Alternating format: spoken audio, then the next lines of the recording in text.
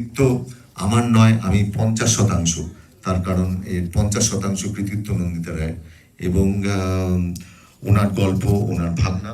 কিন্তু এটা সূত্রপাত হয়, আমরা একটা বেসরকারি চ্যানেলে কাজ করতাম, তখন সেখানে একটা অনুষ্ঠান, মানে আমরা একটা লঞ্চ করেছিলাম আলোয় ফেরা বলে।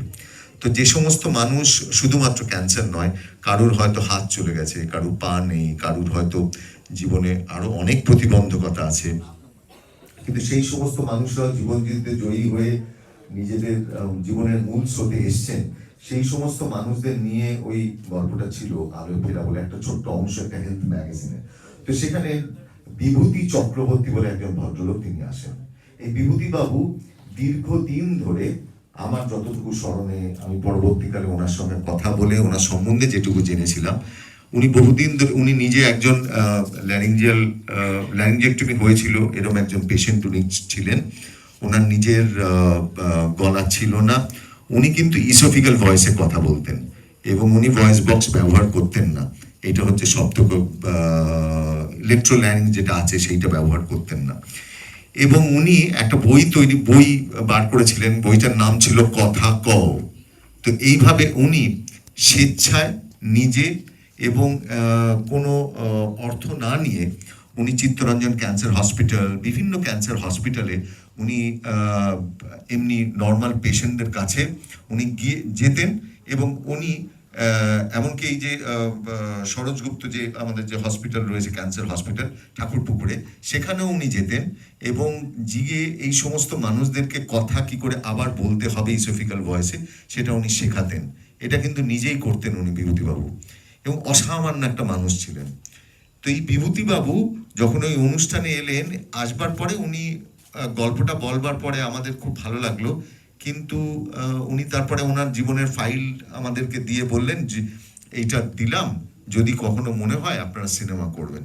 এখন দেখুন, সিনেমার সব থেকে বড় মুশকিল হয়, সিনেমা, আমরা যে ধরনের সিনেমা করি, যেখানে দর্শক আসবেন, হলে আসবেন, সিনেমা হলে দর্শক দেখতে আসবেন, এই সিনেমার ভেতরে না কোথাও একটা আশার বার্তা দরকার, কোথাও এমন একটা বার্তা দরকার যে জীবন হেরে যাওয়ার কথা আমি অন্তত পরিচালক হিসেবে বলবো না, আর আমি কোনোদিন বলিও নি, আমাদের কোনো গল্পে সেটা নেই।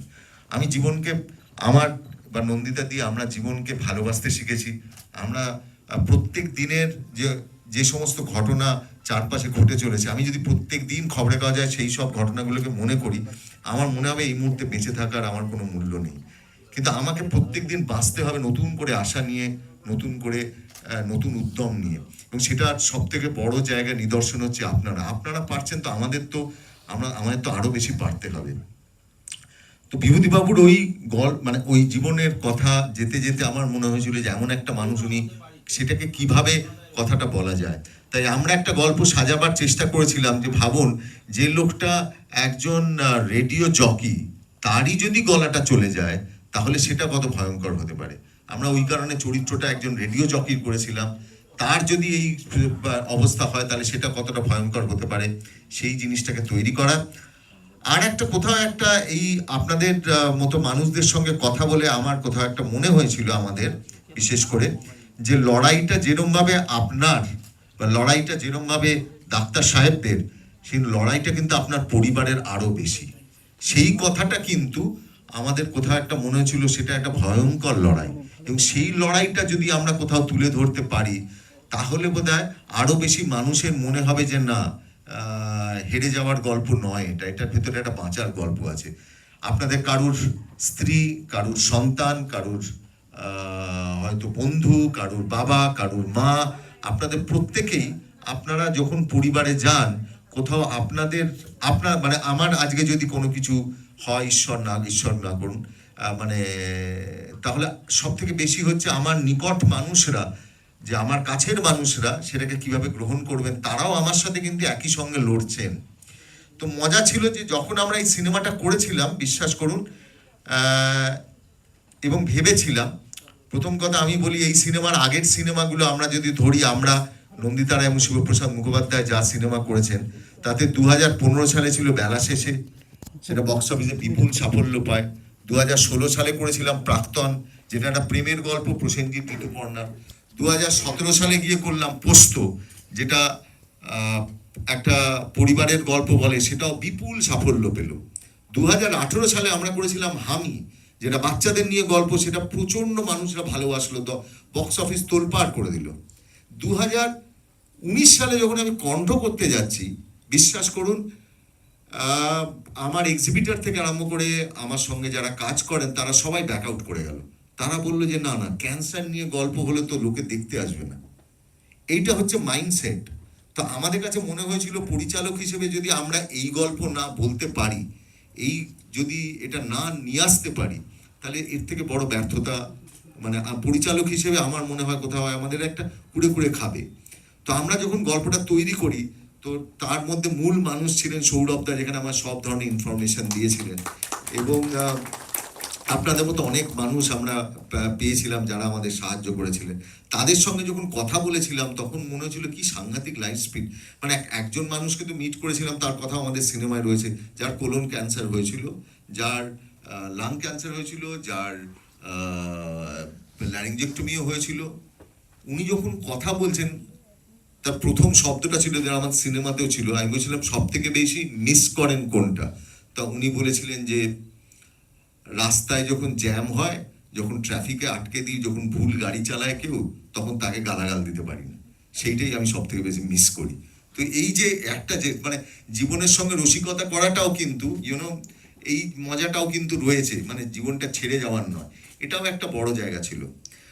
আমরা সিনেমাটা বানাবার পর আর একটা সমস্যা ছিল, যে আমার মনে আছে, সেরকম সৌরভদাও জানে, যে একটা ফেটার্নিটি, যারা মেডিকেল ফেটার্নিটির কাছেও একটা বড় জায়গা ছিল, নিশ্চয়ই এটা খুব দুঃখের হবে অধিকাংশ ক্ষেত্রে।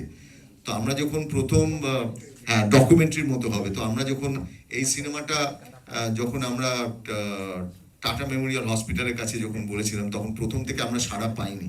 পরবর্তীকালে আমরা যখন দাদার উদ্যোগে আমরা যখন বম্বেতে একটা স্পেশাল স্ক্রিনিং করি, তো ডক্টর পঙ্কজ চতুর্বেদী স্যার তখন এই সিনেমাটা দেখে বেরিয়ে আসেন, এবং বেরিয়ে এসে বলেন, আমি ভাবতে পারিনি যে এই সিনেমাটার ভেতরে একটা আশার কথা বলা যেতে পারে। দেখুন, এই সবই সম্ভব আপনাদের জীবন থেকে, আপনারাই বলেছেন, আপনাদেরই কথা রয়েছে, সেটা রয়েছে কণ্ঠ। এরপরে আমরা কণ্ঠ ক্লাব তৈরি করেছিলাম। আর আমি আমার জায়গা থেকে বলতে পারি কণ্ঠ আমাকে কি কি জিনিস দিয়েছে, বা এই ক্যান্সার বলুন, বা এই মুখের ক্যান্সারের যে কথা হচ্ছে, নাম্বার ওয়ান, আমি আমার শুটিংয়ে কখনো সিগারেট বিড়ি খেতে দিই না, কোনো রকম তামাক খেতে দিই না। আমার ইউনিটের থেকেই এটা শুরু হয়ে গেছে, যে লোকে জানে শিবুদা সিগারেট খাওয়া পছন্দ করেন না, শিবুদা কোনো রকম পান গুটখা কোনো কিছু পছন্দ করেন না, তাই আমার সামনে কেউ খায়ও না। এবং লোকে আমাকে বলে, আজকাল এরমভাবে বলে যে শিবু এখন ঘরে এসছে, তার মধ্যে কিছু খাওয়া যাবে না, তাহলে তো সিগারেট খাওয়া যাবে না। আমি ঘরে কেউ সিগারেট খেলে আমি তাকে বাইরে বার করে দিই। দেখুন, আমার মনে হয় বিপ্লব না, অনেক বড় করে না করে বিপ্লব এই ঘরের ছোট্ট জায়গায় করি আগে। ওইটুকু যদি করতে পারি, আমরা ছোট্টভাবে যদি করতে পারি, তাহলে আমরা অনেক বড় কিছু করতে পারবো। তাই আমার মনে হয় যদি পরিবর্তন করে, যদি আমরা ছোট কিছু পরিবর্তন করি, আমরা এইটুকু পরিবর্তন করি, যে আমার চারপাশে যে সিগারেট খাচ্ছে, যে তামাক খাচ্ছে, ওইটুকু পরিবর্তন করি, যে আমি পছন্দ করি না, তাহলে তাকে বাইরে গিয়ে খেতে হবে, তাহলে সে প্যাসিভ স্মোকিংটা বন্ধ হবে। এইটুকু আমার শুটিংয়ে অন্তত আমি এটা করতে পারি। আর দেখুন কি হয়, আপনি যখনই একটা লোককে বাইরে গিয়ে খেতে বলবেন, আপনাকে লুকিয়ে এসে খাচ্ছে, তখন সে চোরের মতো খাবে, তখন তারও খুব লজ্জা হবে, কিছুদিন বাদে সে সেটা ছেড়ে দেবে। এত লজ্জা হয় যে ওখানে গিয়ে যখন খায়।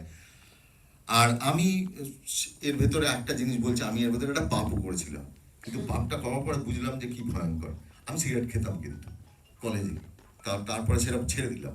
ছেড়ে দেওয়ার পর তো দেখ, এই যে খুব প্রতিবাদী ব্যাপার, আমি কেউ সিগারেট খাবে না, সব কিছু হলো টলো। সিনেমা করতে গেলাম বহুরূপী, সেখানে গিয়ে চরিত্রে সিগারেট আছে, সিগারেট খেয়ে নিলাম প্রচণ্ড। মানে আমি বলছি, আমার এমন সমস্যা হচ্ছে যে আমি বলেছি না, আমি ছবিতে মারাত্মক সিগারেট খাচ্ছি, ফাটিয়ে দিচ্ছি আর কি। তা আমি বললাম যে এ তো বড় সমস্যা, কত বড় সর্বনেশে জিনিস ভাবুন। এই সিগারেট খাওয়ার পরে যেটা হলো, যে আমি দেখতে পেলাম যে আমার ইচ্ছে তৈরি হয়ে গেল খাবার। এবার আমার ভয় লাগতে শুরু করলো, আমার প্রত্যেকদিন মনে হচ্ছে আমি খাচ্ছি, আমার আজকে কি হয়ে যাবে, বোধহয় আজকে আমার ক্যান্সার হয়ে যাবে, মানে এরকম একটা ব্যাপার হয়ে গেছে। তো যাই হোক, যাই হোক, সিনেমা হয়ে গেছে, আবার ছেড়ে দিয়েছি, আবার সব হয়ে গেছে। কিন্তু এ কিন্তু খুব ভয়ঙ্কর জিনিস, তাই যারা যারা এর মধ্যে দিয়ে গেছেন তারা যাবেন না, আর একদমই যাবেন না। যারা রয়েছেন তাদেরকে অনুরোধ করব, কোনোভাবেই তামাক যেন জীবনে না আসে। সেটাই আমাদের রসগোল্লা সিনেমায়, যেটা দিয়ে আমি শেষ করব, রসগোল্লা সিনেমা, সেই সিনেমাতে আমরা একটা জায়গায় লিখেছিলাম যে বহুরূপীও বলে যে বহুরূপী সিনেমাতেও আমরা বলেছিলাম যে বহুরূপী নিরীহ প্রাণী, সে মানুষের ক্ষতি করে না, আর তামাক মানুষের ক্ষতি করে। তাই তামাক এবং সিগারেট একদম বাদ। ভালো থাকবেন আপনারা, অনেক অনেক লড়াই করেছেন জীবনে, আপনাদের কথাই আমাদের শুনতে হবে। Thank you. কন্ট্রোল ব্যাপারে